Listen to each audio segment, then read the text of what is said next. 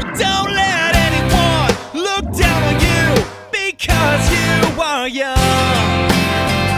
But set an example for the believers. Don't let anyone look down on you because you are young. But set an example for the believers. Let's speech in light, in love, in faith and in purity. In speech in light, in love, in faith and in purity. 1 Timothy 4:12.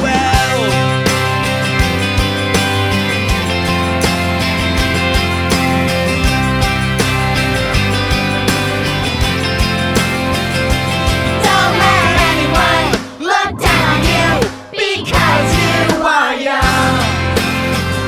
But set an example for the believers. Don't let anyone look down on you because you are young. But set an example for the believers. Let's speech in light, in love, in faith and in purity. In speech in light, in love, in faith and in purity. 1 Timothy 4:12. It's 1 Timothy 4:12. One more time. Say 1 Timothy 4:12.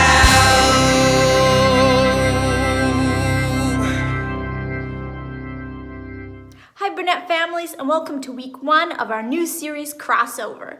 This series is all about how God does extraordinary things in the lives of ordinary people like you and me. We're going to start with an episode of Grow TV. Let's check it out. There I was, knee-deep in the Florida swamp. The gator and I were nose to nose. And I slowly reached my hand out of the water to use as a distraction, and took my other hand and grabbed him by the neck and the tail. I could hear his teeth chomping, just trying to get a piece of me. Then all of a sudden, I woke up. The dream was crazy. Hey, you know we're rolling, right? Like now? Yeah, we're filming. The video has started. Oh, so we're going. Yeah. Okay. Yeah. Hi there, you little chicken nuggets. It's me, Carl. That wasn't embarrassing. Welcome to Grow TV. Introducing your host, Carl. And your co-host, Cassie. Where we learn, where we grow, and we talk about Jesus. Once again, welcome to Grow TV. Well, hello there, kiddos. It's glad to see each and every one of you. Even though I can't see you, it's cool. And welcome to Grow TV. I'm actually glad y'all are here, because I need to show you something. Now, I have a whole collection of my all-time favorite pictures, but recently, I've heard that they might be fake. Now, I'm just surprised as you, okay? So we gotta get to the bottom of this. So let's get started. I'll show you a picture, and if you believe it's real, put your thumb up. If you think it's fake, put your thumbs down. Then, I'm gonna look at my notes, and we're gonna find out whether or not that picture was fake or not. All right, picture number 1. It's a short, stubby giraffe. Now, usually they're pretty tall, but have you ever seen a baby giraffe? Well, I don't know. I've never seen a baby giraffe. And because of that, I'm gonna say it's real. It's fake. Come on. Hey, Carl. Cassie, I need your help. Are you playing fake or not? Yes, I am. Awesome. I love this game. Let's go. All right, next picture. Falcon holding the phone. Real. What? I don't think so. Look at him. He's holding a phone. With hands. Falcons don't have hands, Cassie. They have claws. I mean, maybe. What do you mean, maybe? Let's see. It's real. It's real. Look, it's a reflection. The guy is taking a photo, and the reflection makes it look like the falcon is holding the phone. Oh, well, that makes sense, I guess. Next one. Whoa. Yeah, that looks super dangerous. Yeah, I'm gonna go with fake. You think? 100%. No one is that tough to stick their head out of an airplane window in the sky. Well, I am. I'm that tough. Ouch. All right, let's see if it's fake or not. Ah, stink. Okay, this is the last one.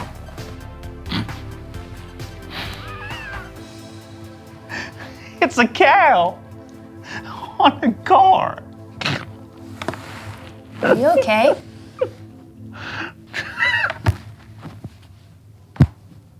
It's a cow on a car.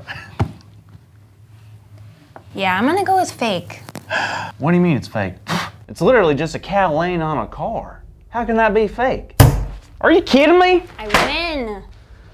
Wow, I can't believe this. Can't believe what? I got all those wrong. It's okay. No, it's not. I don't know what to believe in anymore. It might be hard to tell the difference between what's real and fake, but God will always give us the proof that we need. I guess you're right. It's like the time when God split the sea for Moses. Yep, The time God revealed his promise through a rainbow for Noah and his family. absolutely. And when Queen Elsa froze over all of Arendelle and made an oath to live in the mountains for the rest of her life. I don't think that's in the Bible. Oh, you're right. My bad. But you're on the right track. It's just like the story of Gideon. Giddy Wuddy? Gideon, he was an Israelite. Oh, an Israelite. The cousin of the termites. No, Parasites. no. I guess I'm lost. Keep going. Okay, well, Gideon was going through some tough times because they had a long 7 years and everyone was worshiping idols. What's an idol? Is that some type of weird stinky cheese? No, an idol is anything that we believe is more important than God. Well, nothing's more important than God. I know, but they still worshipped idols. One day, God talked to Gideon and told him that God was going to use him to free the Israelites. Gideon doubted that it was really God talking to him. Really? Wow. What? Well, to be honest, sometimes I have doubts about life and if God is even really talking to me.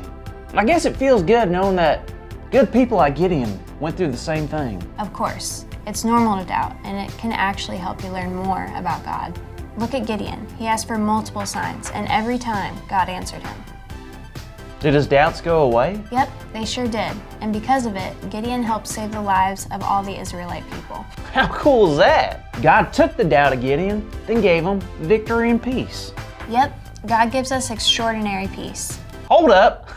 I think she just said our big idea. Today's big idea is God gives us extraordinary peace. And on the count of 3, we're gonna shout it out together. Ready? 1, 2, 3. God gives us extraordinary peace. Way to go. You did it. You are the best. The best. God's even better though, and he gives us extraordinary peace because that's our big idea. I think we learned a lot today. We sure did. I loved learning about Gideon and how God can give us so much peace if we just trust in him. Yep, it sure is cool. Wait, you have something on your sweater. Oh. Thank you for watching, and tune in next week for a new episode of Grow TV.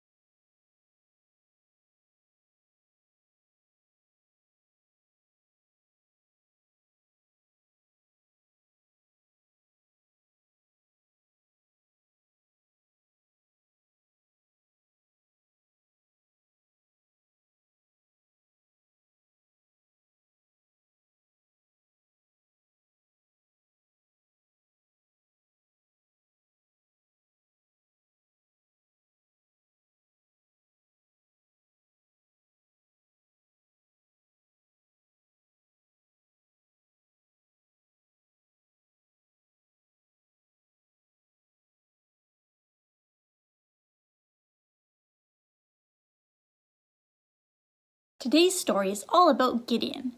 Gideon's story takes place in the time of Judges in the Bible. Remember last month, we learned about God's people, the Israelites, and how they were slaves in Egypt, and God used Moses to free them. And then, after Moses died, God used Joshua to lead the Israelites into the Promised Land.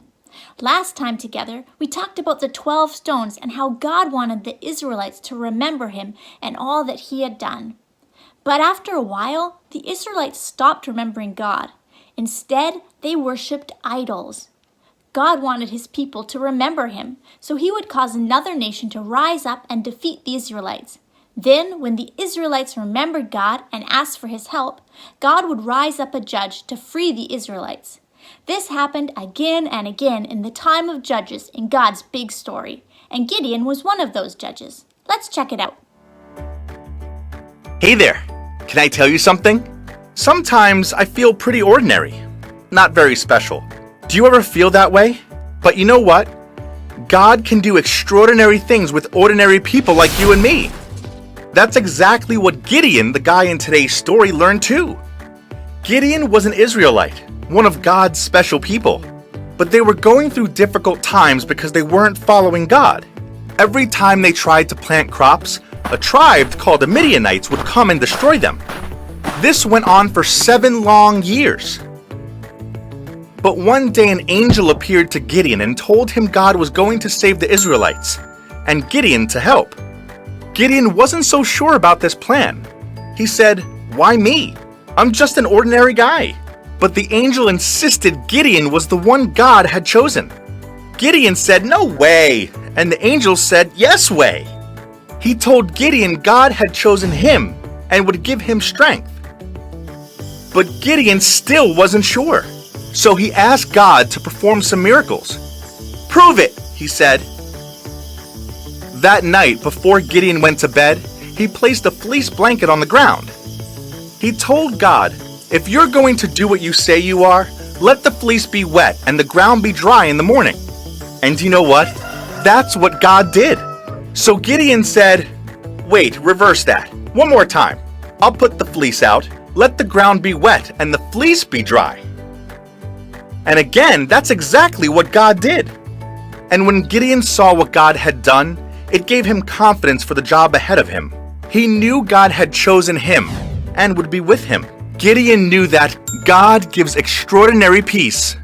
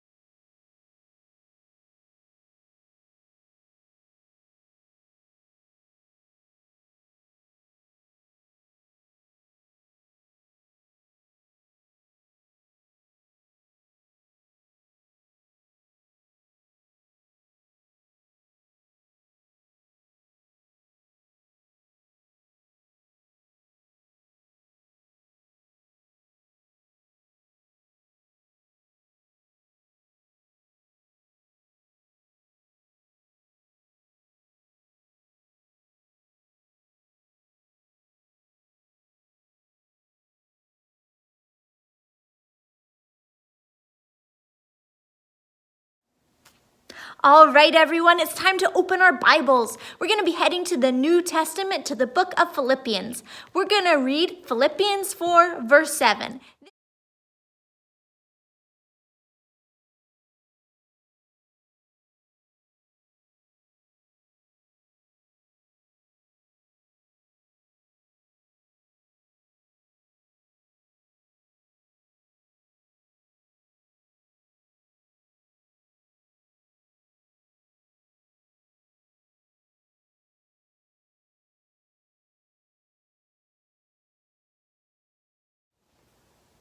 Well, that's one of my favorite verses in the Bible that talks about peace. And there are lots of things or people that might help you feel peaceful. For instance, maybe you have a nightlight so that when you go to bed at night, it's not totally dark in your room, and that helps you feel peaceful at night. What I want you to do is I want you to work together now as a family to come up with a list of things or people that help you feel peace. So get a piece of paper and draw a line right down the center, and on one side, work together to make a list of these things.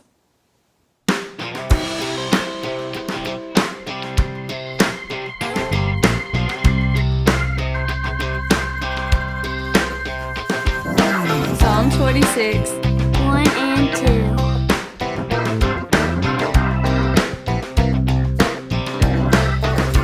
God is our refuge and strength, an ever-present help in trouble. Refuge and strength, an ever-present help in trouble.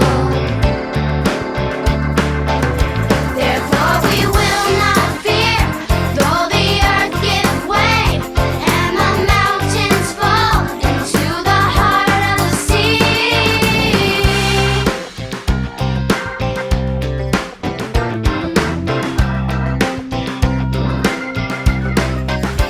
God is our refuge and strength, an ever-present help in trouble. Refuge and strength, an ever-present help in trouble. Therefore we will not fear, though the earth give way, and the mountains fall into the heart of the sea.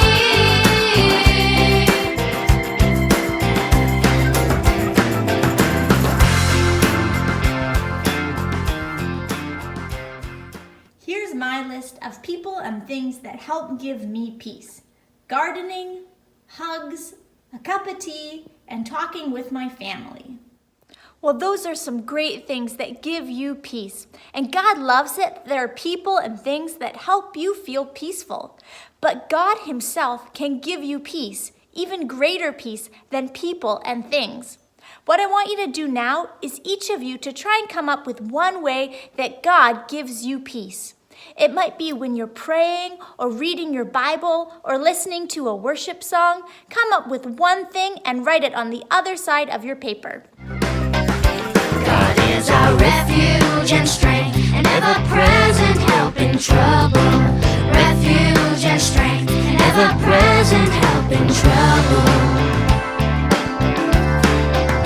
Therefore we will not fear, though the earth give way, and the mountains fall into the heart of the sea.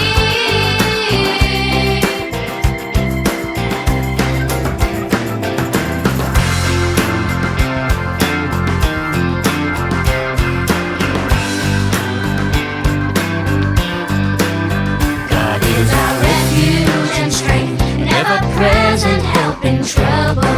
Refuge and strength, ever-present help in trouble, in trouble, in trouble.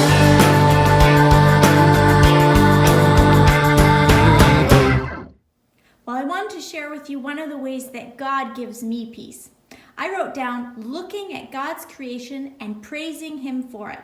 I love to go for a walk along the beach or even just outside in my backyard, and I see how big the trees are or how huge the ocean is, and it reminds me of how big God is. And it helps me to feel peaceful, knowing that a God who is so big and powerful is looking after me. So that's one of the ways that God gives me peace. And if you feel comfortable, you can share in the chat below some of the things that you and your family came up with too. This week, let's not forget that God is bigger than any of our worries or any battle that we might face. And let's not forget that we can always ask Him for that extraordinary peace that only He can give. We're going to spend some time praying together now.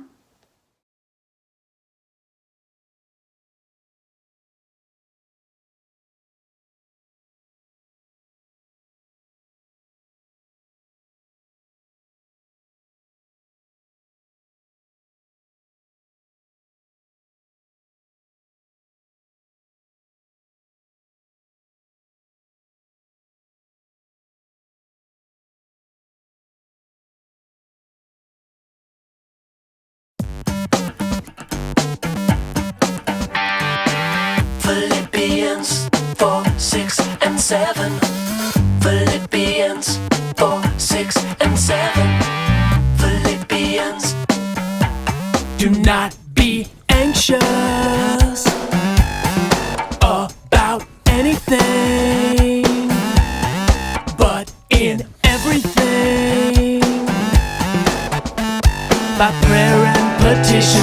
thanksgiving, present your request to God. Do not be Anxious about anything, but in everything. By prayer and petition with thanksgiving, present your request to God. And the peace of God, which transcends all understanding, will guard your hearts and your minds in Christ Jesus. The peace of God, which transcends all understanding, will guard your hearts and your minds in Christ Jesus.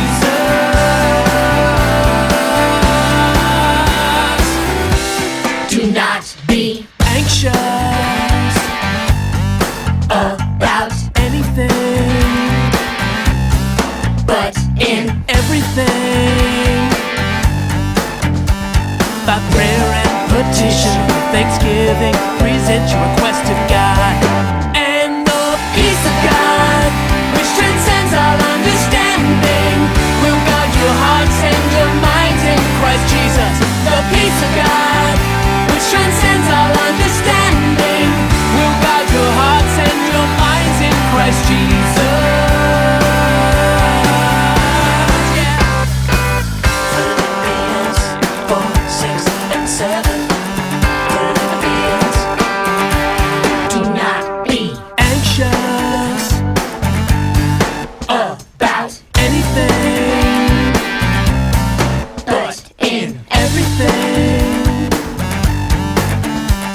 By prayer and petition with thanksgiving, present your request to God. 4, 6, and 7. Yeah. Philippians. Yeah, Philippians.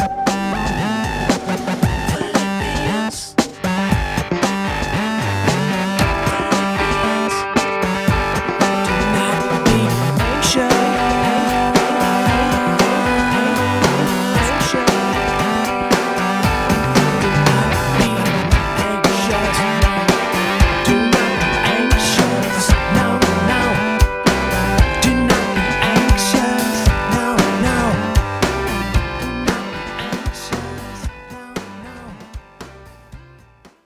Before you go, spend some time reading this month's memory verse. That's another great way that God can give us peace. When we have His Word memorized, He can bring it to our hearts and our minds at a time when we might be feeling anxious, and that can give us great peace. Have a great week, and I look forward to seeing you next time. Bye for now.